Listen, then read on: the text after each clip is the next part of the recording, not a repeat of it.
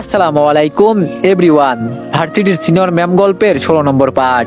তো চলো বেশি কথা না কইয়া গল্প শুরু করা যাক। ডাক্তার ভিতরে ঢুকেই বলল, ম্যাডাম সবকিছু রেডি আছে, এখন শুধু আপনি বলেন, তাহলে আমি ইনজেকশন দিয়ে দিব। আপু বলল, দিয়ে দেন। আর এটা দিলে তো একদম পাগল হয়ে যাবে, ভালো হবার কোনো সম্ভাবনা নাই। আমি তোতলাতে তোতলাতে বললাম, পাগল মানে কি বলিস এসব, তোরা সবাই মিলে? আপু হাসতে হাসতে বলল, আজকের পর থেকে তুই পাগলা গারদে থাকবি, পাগল করার ভ্যাকসিন নিয়ে আসছি। আমি যেই দাঁড়াতে যাব, তখন রাসেল আর ওর বউ আমাকে জোরে ধরে চেপে ধরে বলল, যতই বাঁচার চেষ্টা করিস না কেন বাঁচতে পারবি না। আমি বললাম, প্লিজ আপু এমন করিস না, আমার একটা মেয়ে আছে, অন্তত ওর জন্য আমাকে বাঁচতে দে, তোর পা ধরে অনুরোধ করে বলছি।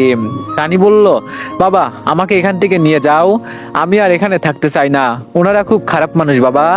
আপু বলল, এত নাটক দেখার সময় নেই, ডাক্তার আপনি কাজ শুরু করেন।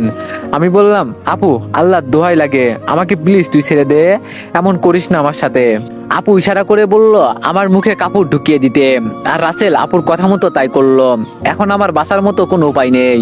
আমি স্পষ্ট দেখতে পারছি টাকার জন্য যে মানুষ কতটা নিচে নামতে পারে। ডাক্তার এসে একসাথে 3টা ইনজেকশন করলো, আমার চোখ দিয়ে শুধু পানি পড়ছে। হয়তো একটু পর আমি আমার নিজের ভিতরে থাকবো না। রাসেল আমাকে ছেড়ে দিতেই আমি পকেট থেকে কলমটা নিয়ে হাত চিরে লিখলাম, আমার মেয়েকে। এই পর্যন্ত লিখতেই আমি বেহুশ হয়ে গেলাম। রাসেল এবার হাসতে হাসতে বলল, তা আপু আমার টাকা কখন পাবো? আপু বলল, পেয়ে যাবে, চিন্তা করো না, সবাইকে সবার ভাগ বুঝিয়ে দিব। এখন ওর চোখে একটু পানি দাও তো দেখি। রাসেল মগ থেকে পানি নিয়ে দীপুর মুখের উপরে ছিটিয়ে দিল। পানি দিতেই আচমকা রাসেলের সামনে ছেলেটা উঠেই নাচতে নাচতে বলছে, কি মজা কি মজা, আমি দেশের রাজা হয়েছি। এই কথা বলেই ছেলেটা নিজের শরীরে নিজেই আঁচড় দিয়ে ছিঁড়ে ফেলেছে। হাসতে হাসতে বলছে, আমি দেশের রাজা, খাবো শুধু গাজা, মাতাল হয়ে নাচবো আমি, প্রজারা করবে মজা। ছেলেটার এমন পাগলামো দেখে একজনের চোখের কোণে জল এসে গেল। আর সেই মানুষটা এই পাগল ছেলের বড় বোন। চোখের পানি লুকিয়ে বলল, ওকে পাগল গারোতে রেখে আসো, আর ওর মেয়েকে রাস্তার কোনো এক পাশে টোকাইদের কাছে ছেড়ে দাও। এইদিকে রিয়া ওর বান্ধবীদের বাড়িতে বসে বসে শুধু কান্না করছে। ও ভাবতেও পারে নাই ও স্বামী ওকে এভাবে ধোকা দিবে। রিয়ার কান্না দেখে ওর বান্ধবী বলল, দেখ রিয়া, কোনো কিছু যাচাই বাছাই না করে কাউকে দই দেওয়া ঠিক না, আর বিশেষ করে ওই মেয়ে কিন্তু তোর আগে এসেছিল ওর জীবনে। তোর স্বামী যদি চাই ওকে বিয়ে করতে পারে, তুই চাইলেও ওকে আটকাতে পারবি না। রিয়া রেগে বলল, তুই কি ওই ডাইনির পক্ষ নিয়ে কথা বলিস নাকি? রিয়ার বান্ধবী বলল, আরে আমার লক্ষ্মী বান্ধবী রাগ করে না, এখন সব অভিমান ভুলে বাসায় যা, তুই বাসায় যা, আমি বলছি, দেখিস তোর হাজবেন্ড তোর পা পর্যন্ত জড়িয়ে নিবে। আর এমনও তো হতে পারে ওই মেয়ে তোর হাজবেন্ডকে অজ্ঞান করে এইসব করছে। ভালোবাসার জন্য মানুষ কত কিছু করে, আর এইটুকু করা কি কোনো বিষয়? রিয়া বলল, তোর কথা তো ঠিক, আমি একবারও এইসব চিন্তা করে দেখি নাই। তুই জানিস আমি ওকে ভালোবেসে ফেলছি, আমি এক মুহূর্ত ওকে ছাড়া থাকতে পারবো না, না জানিও কেমন আছে। রিয়ার বান্ধবী বলল, চল বান্ধবী, আমিও তোর সাথে যাব। রিয়া খুশি হয়ে বলল, তাহলে চল, আজকে দুই বান্ধবী মিলে আমরা ওকে উচিত শিক্ষা দিব। এই কথা বলে রিয়া রুমে গিয়ে নিজেকে তৈরি করতে বিজি হয়ে গেল। 1 মিনিট সময় যেন রিয়ার কাছে মনে হচ্ছে 1 ঘন্টা। কাছের মানুষের থেকে দূরে থাকলে বোঝা যায় কষ্ট কি জিনিস। রিয়া ওর হাজবেন্ডকে দেখার জন্য খুব সুন্দর করে নিজেকে তৈরি করলো। রিয়া আনমনে হাসতে হাসতে বলছে, পিচ্চি একটা ছেলের মাঝে আমি কি এমন পেয়েছি যে বলতেও পারি না, সত্যি ছেলেটা খুব কিউট। রিয়ার বান্ধবী বলল, কি ম্যাডাম, পিচ্চি ছেলেটার কথা খুব মনে পড়ছে বুঝি? ও মা, কি রে, আজকে তো তোরে দেখি খুব সুন্দর লাগছে, দেখিস আবার রাস্তায় তোর স্বামী তোরে দেখে জ্ঞান যেন না হারায়। অনেক্স হচ্ছে সবচেয়ে বিশ্বস্ত বুকমেকার, যা পিএইচডি এবং সিরিয়া অ্যাপের অফিসিয়াল পার্টনার। আর আপনারা তো জানেন ফিফা ওয়ার্ল্ড কাপ শুরু হয়ে গিয়েছে, আর এটাই হতে পারে সবচেয়ে বড় সুযোগ আপনার প্রিয় দলকে সমর্থন করার। এই অ্যাপসে আপনি cricket, football, tennis live match দেখতে এবং তাদের স্কোর ভবিষ্যৎবাণী করে সহজেই অর্থ উপার্জন করতে পারবেন। সেই সাথে বিএমডব্লিউ গাড়ি, আইফোন, ল্যাপটপ এবং আরো অনেক নগদ পুরস্কার জেতারও সুযোগ রয়েছে।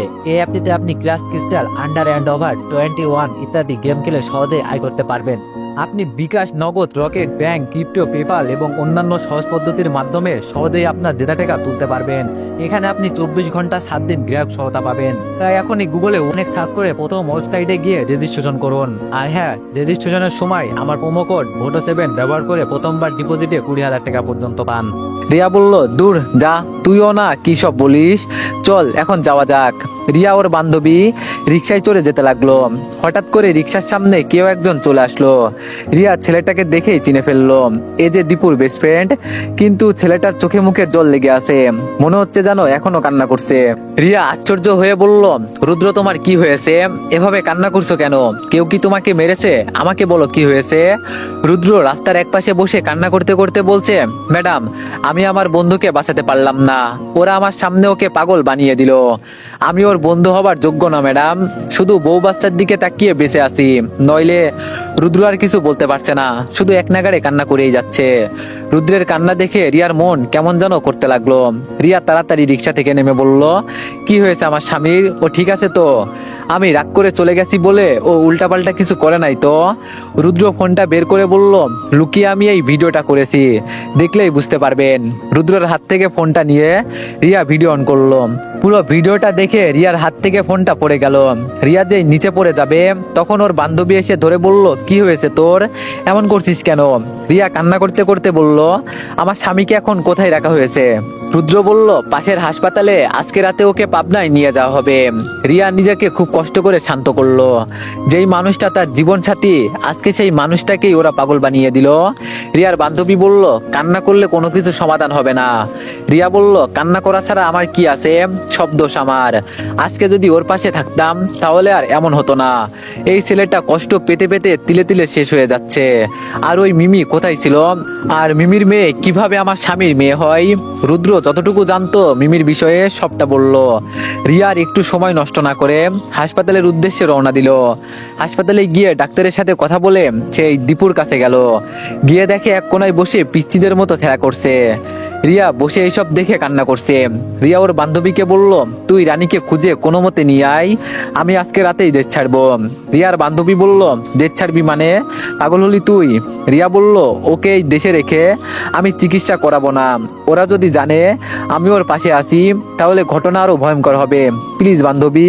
রুদ্র এগিয়ে এসে বলল, আমি জানি রানী কোথায় আছে, আপনি সবকিছু রেডি করেন, আমি ওকে নিয়ে আসবো।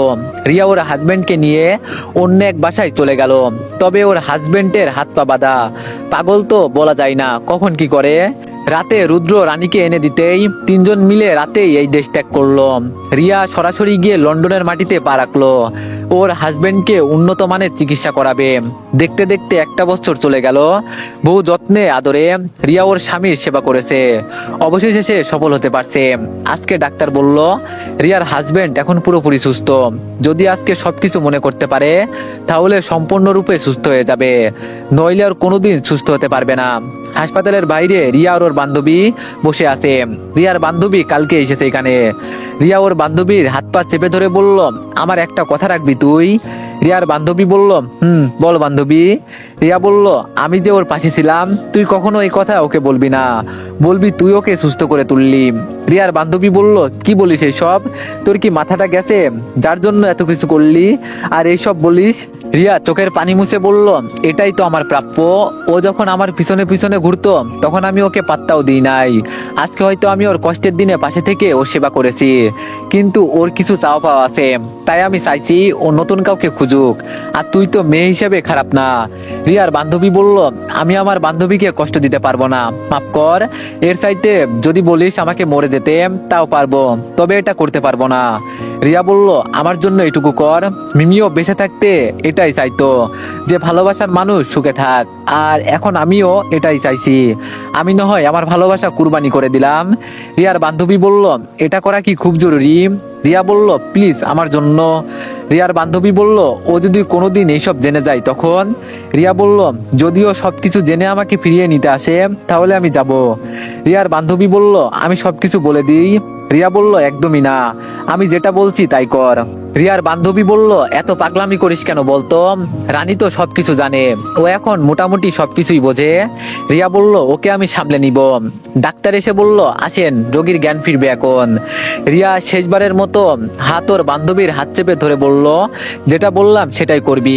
আর ওর জ্ঞান ফিরলে এইটুকু বলবি, আমি রিয়ার বান্ধবী, আর আমি একটা পিচ্চি ছেলের জীবন ধ্বংস হতে দিতে পারি না, এজন্য আমি এখানে নিয়ে আসছি। শেষে এইটুকু বলবি, আমি তোমার মেয়ের আম্মু হতে চাই। রিয়ার বান্ধবী বলল, আমি পারবো না, আমি এখনই দেশে চলে যাব। রিয়া ওর বান্ধবীকে ঠেলে ভিতরে ঢুকিয়ে দিয়ে বলল, যা তুই পারবি, তুই আমার বান্ধবী না? রিয়ার বান্ধবী ভিতরে ঢুকে বসে আছে, সেই সাথে রানীও। হঠাৎ করে আমার মনে হলো যেন আমার শরীরে খুব ব্যথা, চোখ খুলতে পারছি না আমি, মনে হচ্ছে যেন কত কত বছর আমি হাঁটি না। ধীরে ধীরে চোখ খুলে প্রথমেই আমি আমার মেয়েকে দেখলাম। রানী সাথে সাথে আমাকে জড়িয়ে ধরে কান্না করতে করতে বলল, বাবা তুমি ঠিক আছো?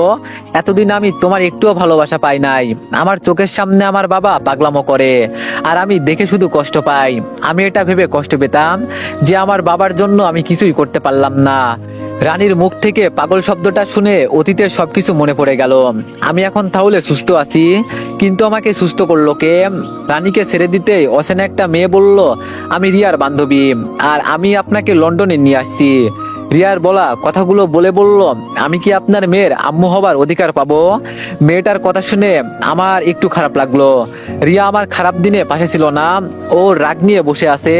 যেই মেয়েটা আমার জন্য এত কিছু করছে, আমি অবশ্যই ওকে বিয়ে করব। আমি মেয়েটার হাত ধরে বললাম, আমাকে নতুন জীবন উপহার দিলে, তুমি যদি আমার জীবনের সাথে থাকতে চাও, আমি অবশ্যই তোমাকে বিয়ে করব। হঠাৎ করে জানালার পাশ থেকে কারো কান্নার আওয়াজ শুনতে পেলাম। রানীও কেমন করে জানো ওখানে তাকিয়ে আছে। আমি বললাম, কে কান্না করে ওখানে আম্মু? রানী বলল, বাবা কি জানি, হয়তো কোনো রোগী। আমি বললাম, আমি এখন যেতে পারবো তো? আর মিস আপনার নামটা? মেয়েটা আমার থেকে একটু দূরে বসে বলল, অঞ্জনা। তবে আপনি অঞ্জু বলেই ডাকতে পারেন। আমি বললাম, ঠিক আছে, আমি তোমাকে এই নামেই ডাকবো। তবে আমি হঠাৎ করে তোমাকে বিয়ে করতে পারবো না, আমার কিছু সময় লাগবে, আগে আমার নিজেকে। অঞ্জু বলল, আরে আরে সমস্যা নেই, আপনার যত ইচ্ছা সময় নেন। আপনি কি আজকে চলাচল? আমি বললাম, আমি আজকেই দেশে যাব, আমার যাওয়ার ব্যবস্থা করো প্লিজ। অঞ্জু বলল, ওকে হয়ে যাবে। রানী আর রিয়ার বান্ধবী আমাকে বাসায় নিয়ে গেল। টেবিলে বসে কিছু খেয়ে নিলাম। দরজা লাগিয়ে বিছানায় গিয়ে বসতেই বিছানার উপর একটা ফোন দেখলাম। ফোনটা হাতে নিয়ে ওয়ালপেপারে রিয়ার পিক দেখলাম। রিয়ার পিক দেখে আমার মাথা চক্কর দিয়ে উঠলো। যদি রিয়ার বান্ধবী সবকিছু করে, তাহলে এখানে রিয়ার পিক কেন? তাহলে নিশ্চয় হাসপাতালের জানালার ধারে রিয়া কান্না করছিল আমাকে দেখে। রানীকে ডাক দিতে এসে বলল, বাবা বলো কি হয়েছে? আমি বললাম, অঞ্জুকে একটু ডেকে দে তো, দরকার আছে। রানী আমার কথা মতো তাই করলো।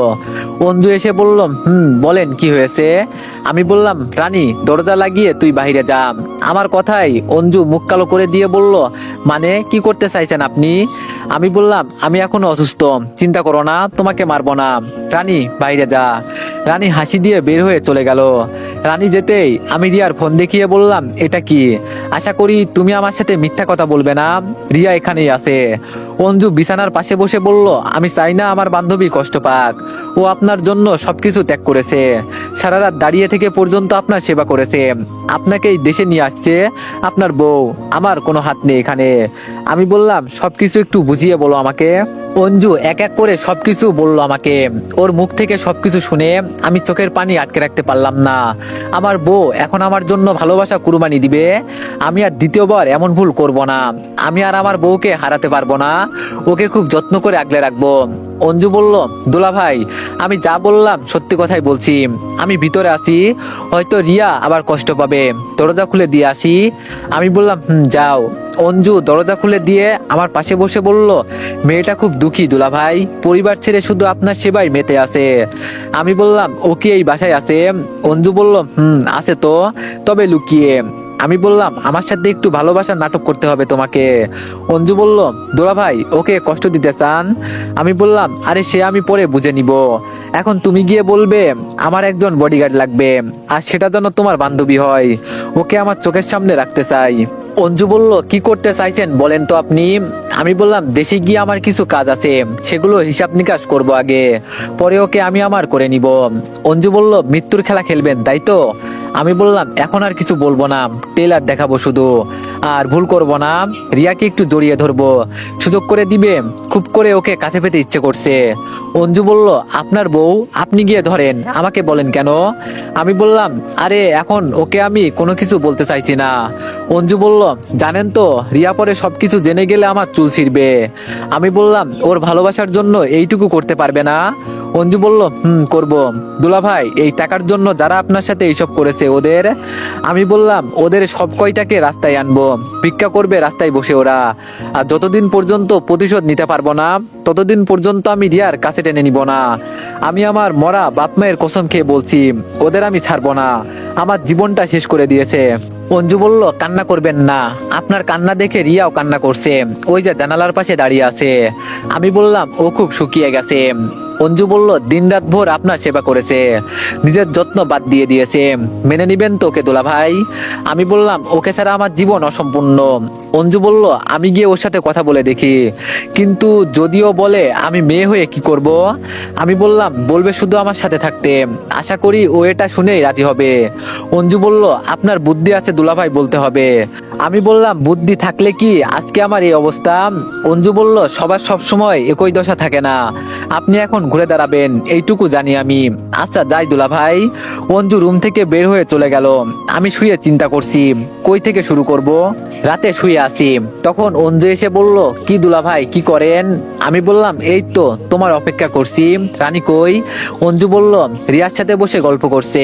আমি তো বলতে না বলতে রিয়া এক পেয়ে রাজি হয়ে গেল, কিন্তু সমস্যা হলো ও আপনার সামনে মুখ ঢেকে থাকবে সব সময়, যাতে আপনি ওকে চিনতে না পারেন। আমি বললাম, আমার এতেই হবে। তো আমরা দেশে কবে যাব? অঞ্জু বলল, আজকে তো আর যাওয়া হবে না, কালকে সকালে যাব। আমি বললাম, আচ্ছা রিয়াকে একটু ডেকে আনো না, ওর সাথে একটু কথা বলবো। অঞ্জু বলল, শেষমেশ দুইজন মিলে সংসার করবেন আর মাঝখানে দোষী বানাবেন আমাকে? আমি আর এইসবের ভিতরে থাকতে চাই না। রানী বলল, বাবা কি করো? আমি বললাম, এই তো আম্মু শুয়ে আছি। তুমি তো এখন আমাকে ভুলেই গেছো, নাকি আমি পর হয়ে গেছি? রানী বিছানায় উঠে আমাকে জড়িয়ে ধরে বলল, বাবা তুমি এই কথা বলতে পারলে আমাকে? জানো আমি তোমাকে কতটা ভালোবাসি। আমার আম্মু মারা যাওয়ার পর তুমি আমাকে আগলে রাখছো, তুমি ছাড়া আমার কে আছে বলো? আমি বললাম, সরি আম্মু, ভুল হয়ে গেছে, আর এইসব বলবো না। রানী বলল, কানে ধরো বলছি।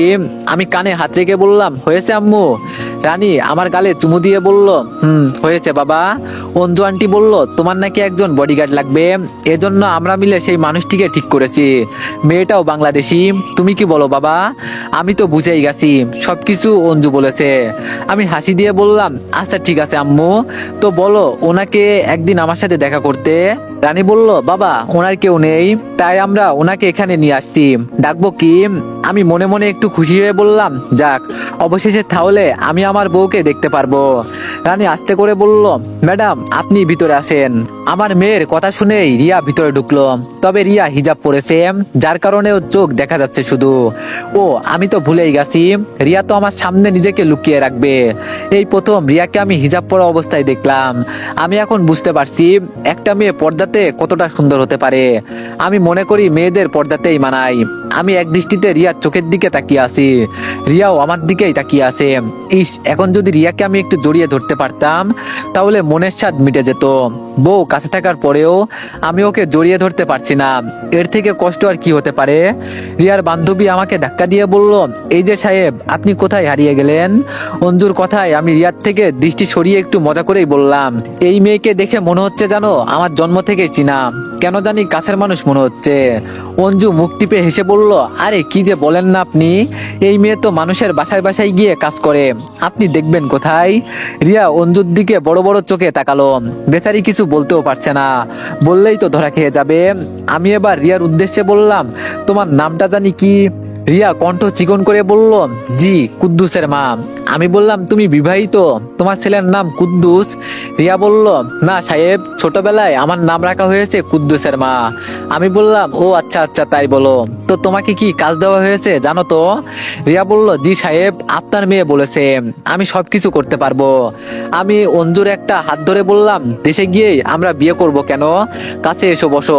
রিয়ার চোখের দিকে তাকিয়ে বুঝতে পারছি আমি ও কতটা কষ্ট পাচ্ছে।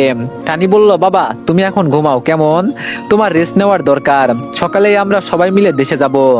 আমি বললাম ঠিক আছে। সবাই চলে যাওয়ার পর আমি ঘুমিয়ে গেলাম। সকালে সবকিছু রেডি করে দেশের উদ্দেশ্যে রওনা দিলাম। যেতে যেতে প্রায় বিকাল হয়ে গেল। আমি মিমির দেওয়া বাড়িতে যাব বলে পা বাড়িয়েছি, তখন অঞ্জু বলল ওখানে যাওয়া যাবে না, ওটা আপনার বোনের আন্ডারে চলে গেছে, এখন আমার বাসায় চলেন। আমি মন খারাপ করে অঞ্জুর বাসায় চলে গেলাম। বাসার ভিতরে গিয়ে ইভাকে কল দিলাম। ইভা ফোন রিসিভ করে বলল আমি জানতাম তুই ফিরে আসবি। দেখ ভাই, আমার এখন একটা সংসার আছে, বাচ্চা আছে, আমি আর এইসবের ভিতরে থাকতে চাই না। আমি বললাম আরে আমি তো তোর খোঁজ খবর নিতে আসছি, কি রাগ করলি? ইভা বলল রাগ করছি তো, কিন্তু তুই সুস্থ আছোস এটা শুনে খুব ভালো লাগলো। ইভার সাথে কিছুক্ষণ কথা বলে কল রেখে দিলাম। আমার এখন বাকি কিছু কাজ সারতে হবে। আমি যে এই দেশে আসছি ওদের একটু দেখাতে হবে না? আমি অঞ্জুকে বললাম তোরা একটু থাক এখানে, আমি এক জায়গা থেকে আসছি। সাথে সাথে রিয়া আমার পাশে দাঁড়িয়ে বলল আমিও যাব। আমি বললাম না, এখন তোমার যাওয়ার দরকার নেই, আমি যখন বলবো তখন। রিয়া বলল না আমি যাব। আমি বললাম দেখেন আপনি আমার সাধারণ একজন বডিগার্ড, তাই আমি যা বলবো তাই শুনতে হবে। ঠাস ঠাস করে আমার গালে একটা চড় পড়লো। আর রিয়া কান্না করতে করতে মুখ থেকে হিজাব সরিয়ে বলল এখন আপনি আমার থেকে দূরে চলে গেলে আমি মরে যাব। আপনাকে বাঁচাতে গিয়ে দেখেন আমার কি হাল হয়েছে। শুধু এইটুকু দোয়া করেছি যেন আমি আমার স্বামীকে ফিরে পাই। আমি হাত দিয়ে ইশারা করতেই অঞ্জু রানীকে নিয়ে ভিতরে চলে গেল।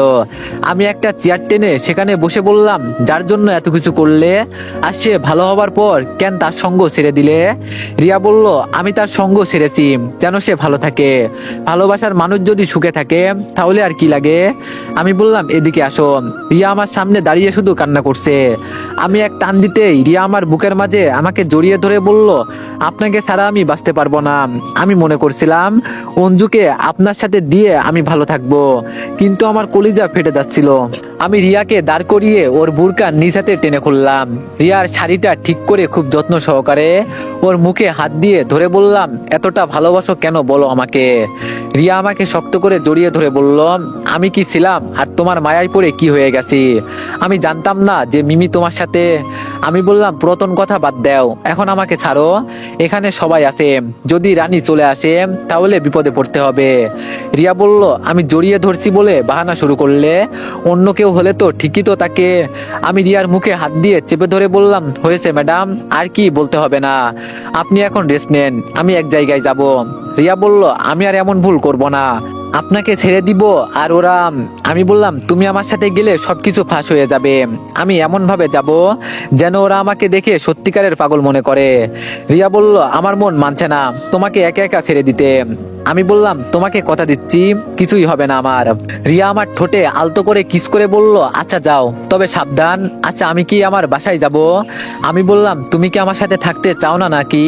তোমার বোন আমার সাথে যা করেছে এরপরও কি তুমি যেতে চাও? রিয়া মাথা নিচু করে বলল আচ্ছা যাব না, তবে আমরা তো সারা জীবন এখানে থাকতে পারবো না, আমাদের একটা বাসা দরকার। আমি বললাম রিয়া তুমি তো জানো আমার অবস্থা কতটা খারাপ। রিয়া আমার হাত শক্ত করে জড়িয়ে ধরে বলল এই তো এত চিন্তা করো কেন, আমি তো আছি তোমার পাশে, আমি কোনো একটা কিছু করে নিব, একদম তুমি চিন্তা করবে না। আমি রিয়াকে আর কিছু না বলে বাসা থেকে বের হয়ে গেলাম। শরীর থেকে শার্টটা খুলে ফেলে দিলাম। রাস্তার পাশ থেকে কুড়িয়ে একটা ছিঁড়ে ফেরা শার্ট নিলাম। এখন নিজেকে দেখে পাগল মনে হচ্ছে। আমি জানি না রাসেল আগে কিভাবে আমার হাত থেকে বেঁচে গেছে, তবে এবার আর বাঁচতে পারবে না। সরাসরি রাসেলের বাসার সামনে চলে গেলাম, তবে এইবার পাগল রূপে গেলাম। ওরা ঠিক যেমন আমাকে পাগল বানিয়েছিল। দরজার সামনে দাঁড়িয়ে কলিং বেল দিতেই তো এভরিওয়ান, নেক্সট পার্টের জন্য সবাই একটু বেশি বেশি লাইক আর একটা করে কমেন্ট করে দিও। ধন্যবাদ।